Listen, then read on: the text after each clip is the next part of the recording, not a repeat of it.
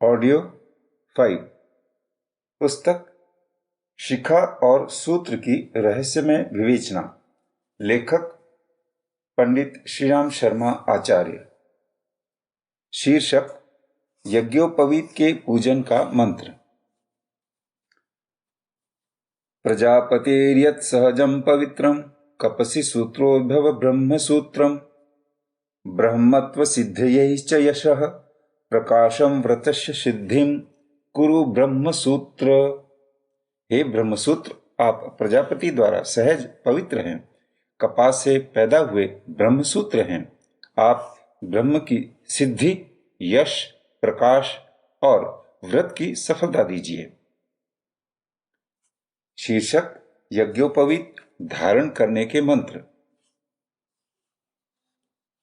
यज्ञोपवीतमसि यज्ञस्त्वा यज्ञो हवितेनोपनयामि। पारस्कर अर्थात यज्ञ की उपवीति, पवित्रता या प्रतिज्ञा स्वरूप यज्ञोपवीत धारण करता हूँ। यज्ञोपवीतम परमं पवित्रम प्रजापतेर्यत् सहजं पुरस्तात् आयुष्यमग्रयं प्रतिमुंज शुभ्रम यज्ञोपवीतम बलमस्तु तेजः। ब्रह्मोपनिषद। अर्थ, यज्ञोपवीत परम पवित्र है, प्रजापति ईश्वर ने इसे सहज बनाया है। यह आयुवर्धक और पवित्रता देने वालों में अग्रणी है।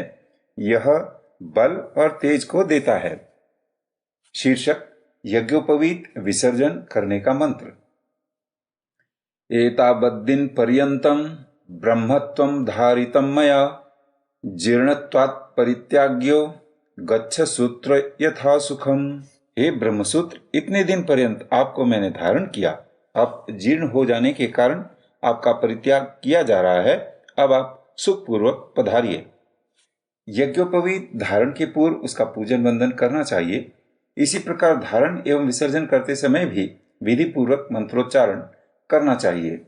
विसर्जन किया हुआ ब्रह्मसूत्र जहां तहां न पटक देना चाहिए, वरन उसे किसी पवित्र नदी, तालाब, देवस्थान या पीपल, गूलर, बरगद, छोकर जैसे पवित्र वृक्ष पर छोड़ना चाहिए। पूजन, धारण और विसर्जन के समय उच्चारण करने के उपरोक्त मंत्रों में यज्ञोपवीत की महत्ता एवं महात्म्य का वर्णन है। ईश्वरीय आदेशों का, पवित्रता का एवं धर्म कर्तव्य का वह प्रतीक है। आयु, बल एवं तेज वृद्धि के लिए वह पथ प्रदर्शन करता है। ऐसे प्रेरणा केंद्र प्रतीक का सम्मान करना उस सूत्र का सम्मान नहीं है, वरन उन उद्देश्यों एवं कार्यों के प्रति आदर, आस्था तथा अनुराग प्रकट करना है। यह आस्था ही उस मार्ग पर चलने को प्रेरित करती है जिसका की प्रतिनिधि यह उपवीत है।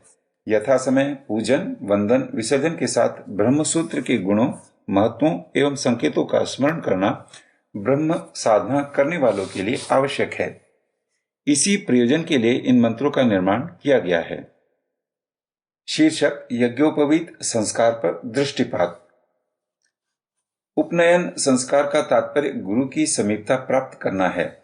विद्यार्थी सद्गुरु के समीप आकर विद्याध्ययन के लिए अपने आप को प्रस्तुत करता है, ब्रह्मचर्य की प्रतिज्ञा लेता है और मनुष्य शरीर में समाये हुए पशुत्व के संस्कारों को त्याग कर वह उद्देश्य, कर्तव्यपरायण, धार्मिक जीवन में प्रवेश करते हुए द्विजत ग्रहण करता है। यज्ञोपवीत संस्कार की विधि के ऊपर सूक्ष्म दृष्टि से विचार किया जाए तो उस समय उच्चारण किए जाने वाले मंत्रों एवं कर्मकांडों में यही भावना व्यक्त दृष्टिगोचर होती है। यज्ञोपवीत संस्कार की पूरी विधि इस छोटी सी पुस्तक में नहीं दी जा सकती, पर उसमें प्रयुक्त होने वाले कुछ मंत्रों को नीचे दिया जाता है, जिनसे यज्ञोपवीत के मंतव्य पर महत्वपूर्ण प्रकाश पड़ता है। बालक कहता है, ओम अग्ने व्रतते व्रतम चरिष्यामि तत्ते प्रभवीमि तक्षकेयम तेनर्ध्यासमिदमहं नृतात् सत्यमुपैमि स्वाहा। अर्थ, हे व्रतते, उपनयनादि व्रतों के अधीश्वर अग्ने, पूजनीय परमात्मन, मैं व्रतम चरिष्यामि, ब्रह्मचर्य व्रत का अनुष्ठान करूंगा। तत्ते, इससे आपके प्रति, प्रभवीमि, निवेदन करता हूँ कि आपकी कृपा से उस व्रत का पालन करने के लिए शकेयम समर्थ हूँ। तेन उस व्रत के फल में मैं वृद्धाश्रम समृद्धि संपत्ति युक्त हूँ और अहम मैं अनुत्तात झूठे कार्यों को छोड़कर इदम सत्यम इस हृदयस्थ सत्य ब्रह्म को उपयमी प्राप्त हूँ। ओम ब्रह्मचर्य मागामुपमान्यस्व। अर्थ, हे गुरुदेव, मैं ब्रह्मचर्य व्रत को आगाम स्वीकार कर चुका हूँ। अब आप मुझे उपनयस्व विधि पूर्वक अपने पास रखिए। गुरु कहते हैं, ओम देवस्य त्वा सवितुः प्रसवे विशनोर्बाहुभ्याम उष्णो हस्ताभ्याम हस्तम गृहाणाम्यसौ। अर्थ, हे असौ अमुक नाम के बालक, सवितु देवस्य जगत उत्पादक परमात्मा के प्रसवे ऐश्वर्य के लिए त्वा तुझे ग्रहण करता हूँ। अश्विनः सूर्य और चंद्रमा के जैसे हस्ताभ्याम परोपकारार्थ बल और पुरुषार्थ के लिए तथा पूष्णः प्राण वायु के हस्ताभ्याम ग्रहण और त्याग के लिए तेरे हस्तम हाथ को गृणामि ग्रहण करता हूँ। ओम सविता ते हस्तमगृहीत असौ। मानव गुह्य सूत्र 1:22-25। अर्थ, हे बालक, ते हस्तम तेरे हाथ को सविता परमात्मा ने अग्रहित ग्रहण कर लिया है। ओम अनिग्नराचार्यस्तव असौ। अर्थ, हे बालक, तब तेरा अग्नि ईश्वर ही आचार्य है। ओम आगंत्रादमगन्महे प्रसुमर्त्य युयोतन अरिष्टाः संचरेमहि स्वस्ति चरतादयम्। अर्थ, हे परमात्मन, आगंत्रा ब्रह्मचर्य व्रत में अग्नि वाले इस ब्रह्मचारी के साथ हम समगन्महे मेल कर चुके हैं। आप कृपा कर इस बालक को सुमरण्यम सज्जनों से युक्त युयोतन भले प्रकार कीजिए। अरिष्टाहा इस बालक के विघ्नों को हम संचरेमहि अपने ऊपर लेते हैं। अयम यह बालक स्वस्ति चरतात कल्याण पूर्वक विचारें। इन मंत्रों में बालक और गुरु दोनों अपने अपने ढंग से एक ही उद्देश्य प्रकट करते हैं। छात्र भी वही शिक्षा प्राप्त करना चाहता है जो उसके आत्मा को कल्याण करने वाली हो। गुरु भी वैसा ही ज्ञानदान करना अपना उद्देश्य बनाता है। दोनों एक उद्देश्य पर सहमत होकर ज्ञान सूत्र आरंभ करते हैं। नर को नारायण बनाने का यह प्रयास ही उपनयन का मूल तथ्य है। ईश्वर परायण, ईश्वर की आज्ञा पालन, ईश्वर भक्त बनाने के उद्देश्य से ही आचार्य बालक को यज्ञोपवीत धारण कराता है। वह कहता है, इंद्रस्य ब्रह्मचार्यस्य अग्निराचार्यस्तवाहमाचार्यस्तवासौ। अर्थ, असौ हे बालक, तू इंद्रस्य परमेश्वर का ब्रह्मचारी है।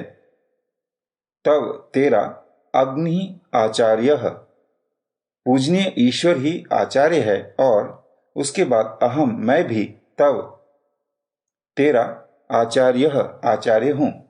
निसंदेह उपवीत संस्कार द्विजत्व में दूसरे जन्म में प्रवेश करना है। स्वार्थ, भोग एवं पशुता को तिलांजलि देकर जीवन के वास्तविक उद्देश्य में क्रियात्मक रूप से संलग्न होना, यज्ञ परमार्थ से उपवीत संयुक्त सन्निकट होकर जीवन बिताना, यही तो यज्ञोपवीत धारण का उद्देश्य है। चिन्ह पूजा के साथ साथ कर्मकांड के साथ साथ यज्ञोपवीत धारण के वास्तविक रहस्य को भी हमें समझना, स्वीकार करना और आचरण में लाने की आवश्यकता है। शीर्षक, अयोग्य को अनधिकार। स्त्री और शूद्रों को वेद ज्ञान तथा ब्रह्म सूत्र नहीं लेना चाहिए। इस अभिमत का तात्पर्य किसी को जन्मजात कारणों की वजह से ईश्वरीय धर्म मार्ग में प्रवेश करने से रोकना नहीं है, वरन यह है कि जिनकी अभिरुचि आध्यात्म मार्ग में नहीं है, जिनकी शिक्षा अभिरुचि तथा मनोभूमि धर्म मार्ग में प्रवृत्त न होकर दूसरी ओर लगी रहती है, वे वेद मार्ग में दिलचस्पी न ले सकेंगे, उसमें श्रद्धा न कर सकेंगे, समझ न सकेंगे। अधूरा ज्ञान लेकर तो उसके दुरुपयोग की ही अधिक संभावना है। शास्त्रकारों ने वेद मार्ग में प्रवेश होने की शर्त यह रखी है कि धर्म में विशेष रुचि हो। जिसमें यह रुचि पर्याप्त मात्रा में है वह द्विज है, जिसमें नहीं है वह शूद्र है। ऐसे शुद्ध वृत्ति वाले लोगों के लिए उपवीत एक भार है, वे उसका उपहास या तिरस्कार करते हैं। ठीक रीति से धारण न कर सकने योग्य उसे धारण न करे तो ही ठीक है। इस दृष्टि से स्त्री और शूद्रों को यज्ञोपवीत निषिद्ध किया गया है। जिनमें ऐसे दोष न हो वरन प्रबल धर्म रुचि हो, वे जन्मजात कारण से धर्म संस्कारों से नहीं रोके जाने चाहिए। ऐसे प्रमाण पर्याप्त मात्रा में मौजूद हैं, जिनसे प्रकट होता है कि शास्त्र स्त्री और शूद्रों को भी उपवीत धारण करने की आज्ञा देता है। पाराशर संहिता के भाष्यकार माधवाचार्य ने अपनी टीका में लिखा है, दुविधा स्त्रियो ब्रह्मवादिन्यः सद्यो वध्वश्च तत्र ब्रह्मवादिनीनाम उपनयनम अग्निबंधनम वेदाध्ययनम स्वगृहे भिक्षावृत्तिश्च वधूनां तुपस्थिते विवाहे कदाचित् द्रुपनयनम कृत्वा विवाहः कार्यः। अर्थात स्त्रियां दो प्रकार की हैं, ब्रह्मवादिनी और नववधु। ब्रह्मवादिनियों को उपनयन, अग्निहोत्र, वेदाध्ययन और अपने घर में ही भिक्षा करनी चाहिए। नववधुओं को कम से कम विवाह समय में तो यज्ञोपवीत अवश्य ही करना चाहिए। पुरा कल्पे तु नारीणां मौञ्जी बंधनमिष्यते अध्यापनं च वेदांतम सावित्री वचनम तथा यम संहिता। अर्थात पुराने समय में स्त्रियां यज्ञोपवीत धारण करती थीं, वेद पढ़ती थीं और गायत्री का जप करती थीं। प्रावृत्तां यज्ञोपवीति निमन्युदान्यन्नयेत् सोमो ददत् गंधर्वायेति। अर्थात तत्पश्चात उस कन्या को यज्ञोपवीत धारण करा के वस्त्रों से आच्छादित करके पति के समीप लावें और सोमो ददत् इस मंत्र को पढ़ें। विवाह के समय यज्ञोपवीत धारण करने का यह विधान मौजूद है तो अन्य समयों में फिर कैसे निषिद्ध ठहराया जा सकता है। यजुर्वेदीय पारस्कर गृह सूत्र में स्त्रीय उपवीता अनुपवीताश्च इत्यादि वचन आते हैं, जिनसे प्रतीत होता है कि प्राचीन समय में स्त्रियां यज्ञोपवीत पहनने वाली और न पहनने वाली दोनों प्रकार की होती थीं।